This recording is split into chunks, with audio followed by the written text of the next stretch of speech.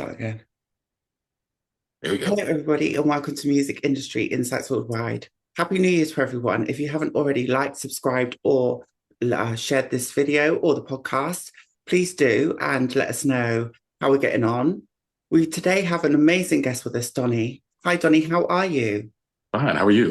I'm Thank you. really good, thank you. Do you want to tell the listeners a little bit more about yourself, where you're from, and what you do? Sure. My name is Donnie B. GotDaBeats. I'm a recording artist, music producer, and entertainment entrepreneur. I'm originally from Washington, D.C., but now I reside in Los Angeles, California. Been in L.A. Since 2015, and really just trying to find my roots and get my footing with my promotion and marketing. But I have a lot of projects in the works from music related concepts to video related concepts, i.e., writing film scripts and TV scripts.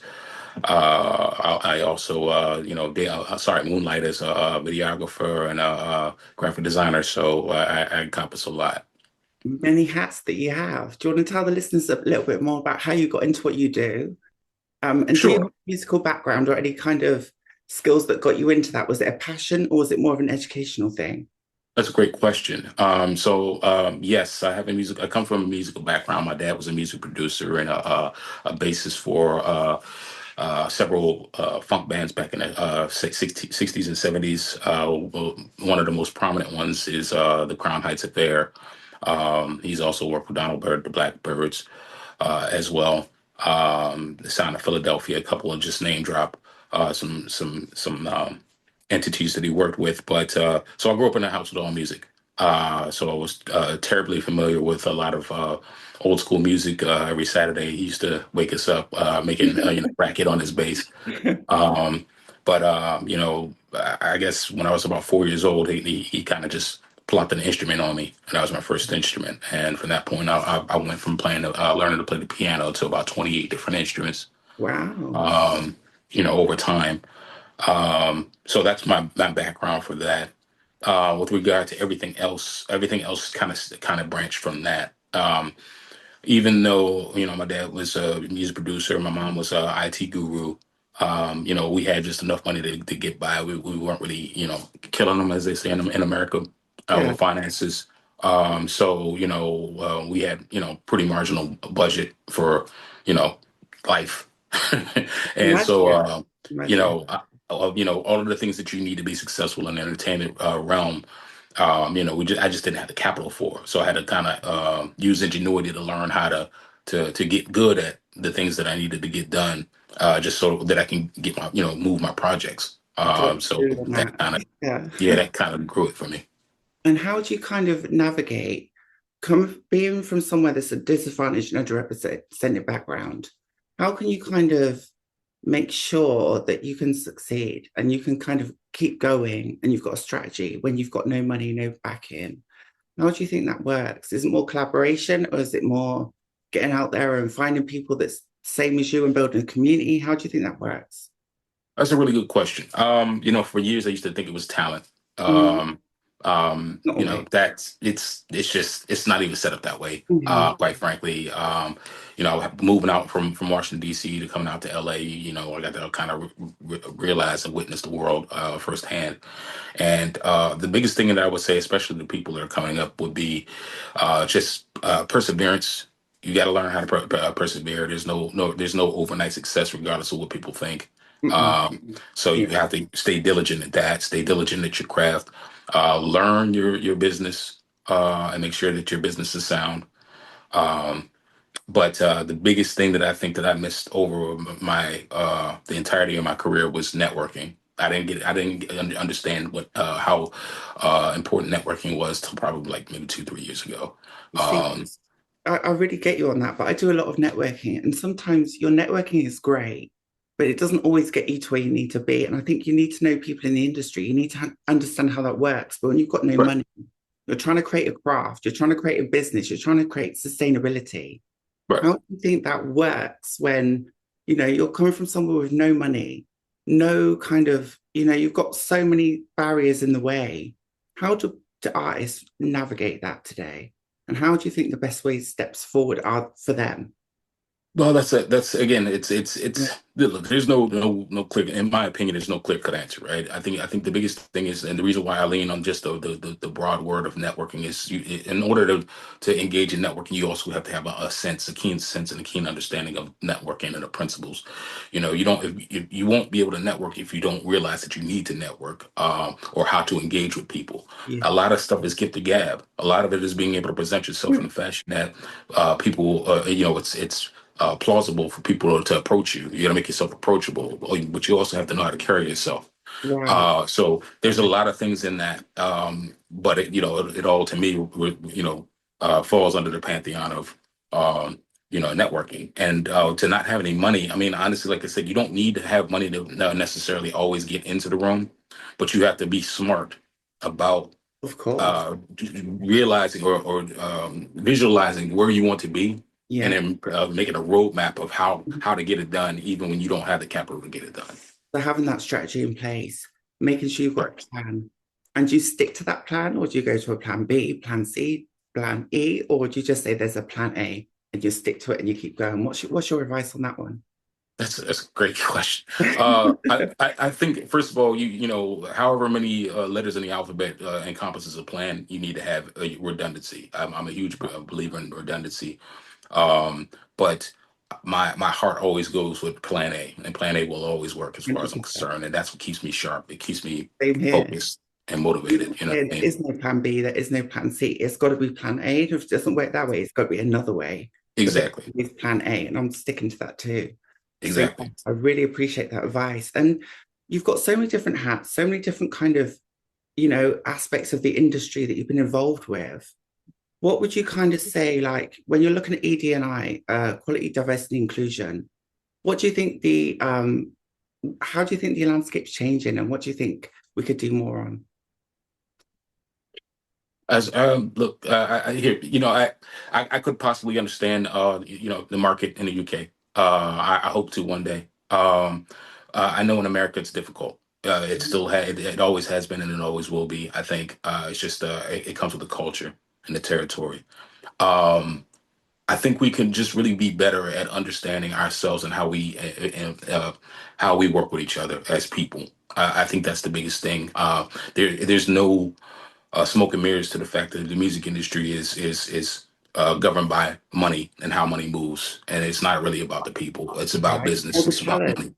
all the talent is about business. Exactly. It does not And they want don't to they play a don't care role, about you. right? Yeah. So I think the biggest thing is once you have that understanding that you go into it to that to when you sit down at those tables, you have to have that mindset. Uh, and I mean, money's green. I'm black. You know what I mean? Like it doesn't matter at the end of You're the day. good at what you do, and you've got talent, and you're driving change, and you're part of a community.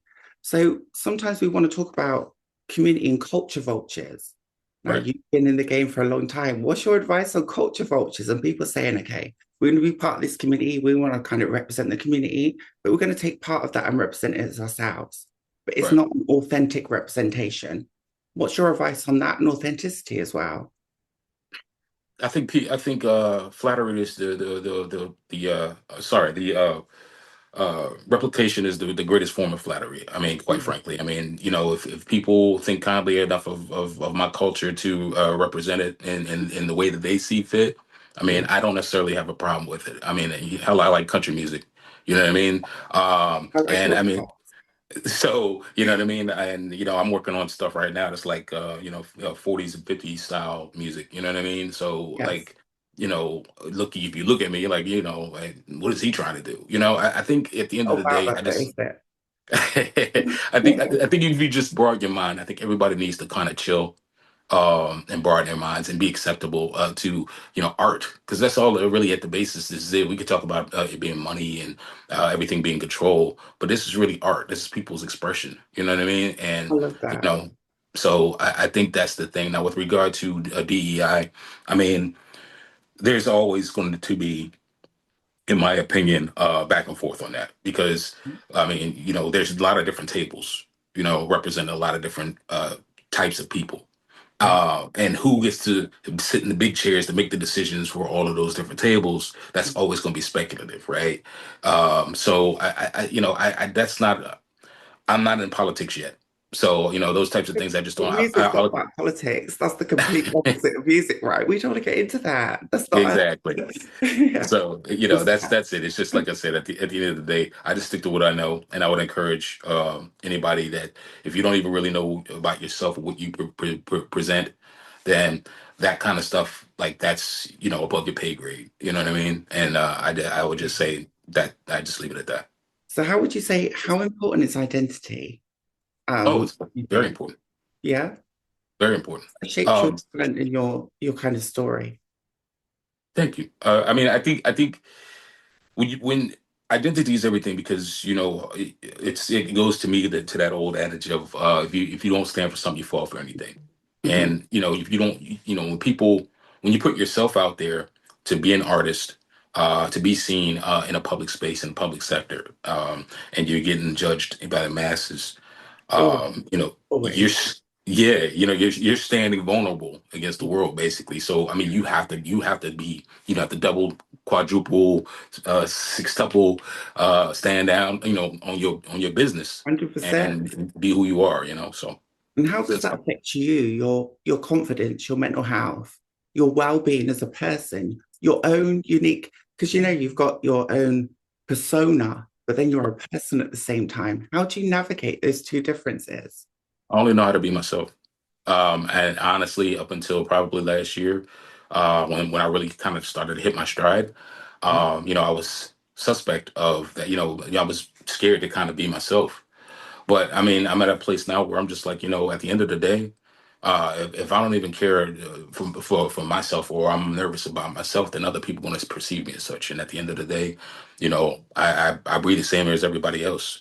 That doesn't make me less of a person. That, oh, I'm not this or I'm not that. I'm me, and I'm one of one. So, I once I got that mindset, it made me fearless.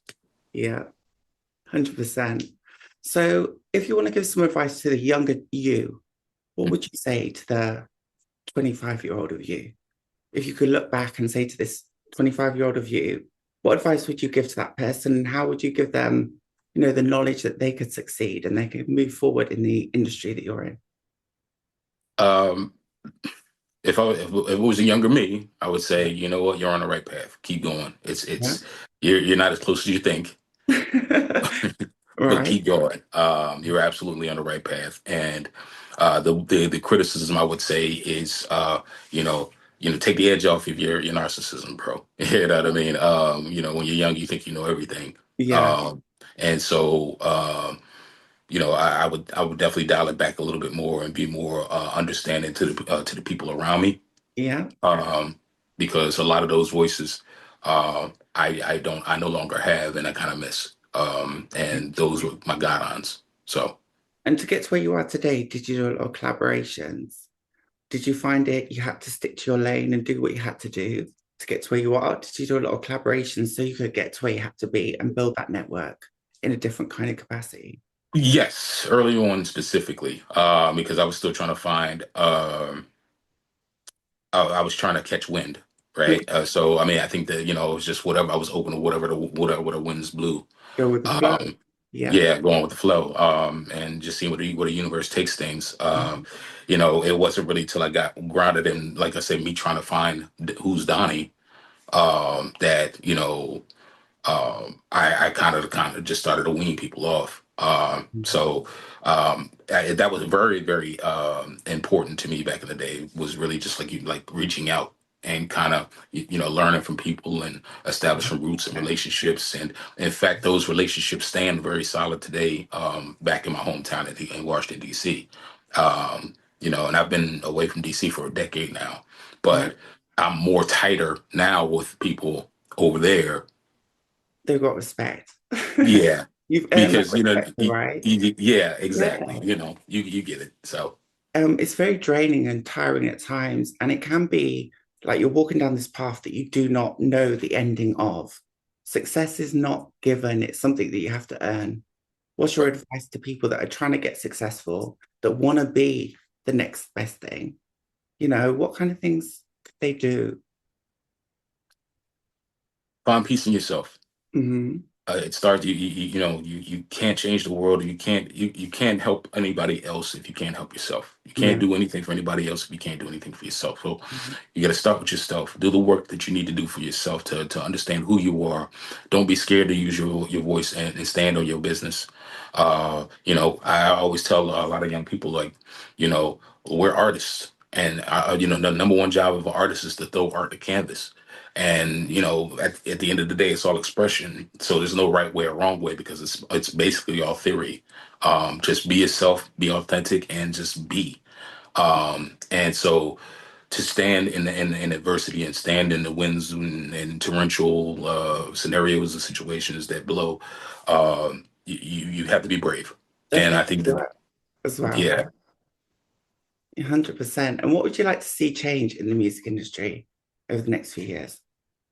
Um, Equality with pay, better understanding about with the stuff that's been finally coming to light about, like Spotify, what Spotify is doing with the the gaslighting of the streams, the revenue that's being paid out to artists. I mean, if people really think about it, that's like you going to job. You everybody who works gets a wage. So imagine going to work and you getting like 0.0004 cent for your hard on work that day. The play, yeah. And that's ludicrous if you really think about that. And honestly, like I come from the era where, you print up a CD, you press the CD up, and that's $10 right there. If you give, what I'm saying, then that's straight to your pocket. So to go from $10 in the black to 0.0004 in the red, and it's no. I just think better attention should be paid, and there should be more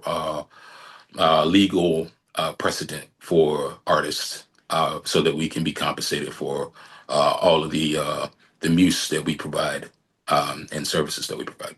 So do you find now that artists have to literally do live merchandise and just going out there to make money rather than just doing like, recorded music because recorded music is not actually paying the bills, it's getting you into debt. So do you think there's been a shift in the way the music No, industry operates? no, no. I think that's a very good point of, and that's definitely a thought. I think it's a thing, but I don't believe it's a shift. It's always been, to as far back as I can remember. You make your most money on mechanicals. You make your most on engagements, Yeah. performances. So that's always been there. But yeah, once we got away from physical merchandise to for records and music, we went to the digital platform. Then it's like there's no governance. So Yeah. that's where the thing is. So the paradigm is, once that happened, then I would say yes. But Yeah. it's always been that way as far as I'm Do you concerned. think sync placements has been a massive kind of replacement to the recorded music? Do you think that's really important now and getting your music on film or, adverts? Is that paying recorded music bills? Yeah, that is actually, that's the better play at this Yeah. point. The landscape is different. They're they pay you for your service, and then you get your multiples after that, once you do get placed. So I think that it's definitely the way to go. It's just very difficult. It's the new gold rush right now, where everybody's trying to head to sink now because this is where the money is. But Yeah. it's difficult. It's very, very conflicting, Yeah. because there's a lot of competition. It always is, right? And I think that's part of it, is navigating that and understanding that. Right. You're in the United States. How is the music industry for you, your culture, your music? How's everything going right now? I mean, tongue in cheek, in my opinion. I mean, it's I love difficult. that. You know what I mean? It's difficult. I mean, honestly, to be fair, I'm trying to get overseas. Yeah. I think they're across the pond. It's a lot more open to just the art of it, Yeah. of the music. They really listen to, you all really listen to the words, the feelings, the emotions behind things. You're married to the essence of what we put out as artists. Here, it's more, everything is kind of monetarily based. People chase sounds, so you lose originality in that. Okay. And a lot of people are scared to kind of be, because, Wants to well, make it it's in the States. A&Rs. I'm sorry. Everyone wants to make it in the States, especially from the UK. If you haven't made it in the States, you're not big. You're not, you know what I mean? So it's kind of like we want to make that kind of crossover. But what kind of advice would you give to UK artists then? And even US artists that want to cross over and make that connection with other countries. Mhm. What kind of advice would you give to them? Well, I would say this. I think the way to go is this is social media. I mean, we have the World Wide Web now, whereas 20 years ago it wasn't like that. It wasn't popular really at all. And I think you know, for me, I scout. I see who's moving. I say, I'm always on social media trying to see, okay, looking for collaboration, looking for artists and so forth and so on. I can name drop a few. One artist in Italy, of another one in the UK. Please do. Name Yeah, drop a so few. Yeah, please do. um, okay. Well, I'll definitely say shout out to Famo. Famo is he's in Italy. He's a real good guy, really, really, really talented. Um, uh, Trying to think of a couple of the people. Like I said, I have an artist in the UK. I can't remember what his name is right now because it's been a year. I apologize, but No it's been a year. worries. No. But that's the thing. I really think that the collaboration is to really just kind of go over and look in territories to see who's moving what in those territories. What Right. is there similarities to your style and so forth and so on, and then reach out and see if something can happen. I think that's the market. That's the way. Um, and it's a lot easier now than it was 20 years ago, like I said. So I 100%. think Yeah. you know I would attack it that way. The internet has given us more freedom. Like I can sit in my front room in my kitchen, so we're in my kitchen right now. But we're chatting in different countries and we're having collaborations. We're building each other's fan base. And I think that's amazing. You know what I'm saying? And I think, sometimes we've got to be authentic, but we need to build a fan base. And how important do you think that is? And how can artists do that in a way that's authentic, that represents your community and brings people together? Well, you got to be sure of your message. Hmm. Again, what are you putting out? Hmm. You don't want to, you know, present yourself in a way that it scares people off. Yeah. So just like I said, you got to start with yourself with the work. Yeah. Um, but it's very important, like you said, to be able to utilize and weaponize World Wide Web. But this is the first time in history that I can remember that it's like straight direct to consumer marketplace. Like Yeah. you can say whatever you want and Work immediately the it can touch the fire. world. Yeah. So you have to have, like they said, with great with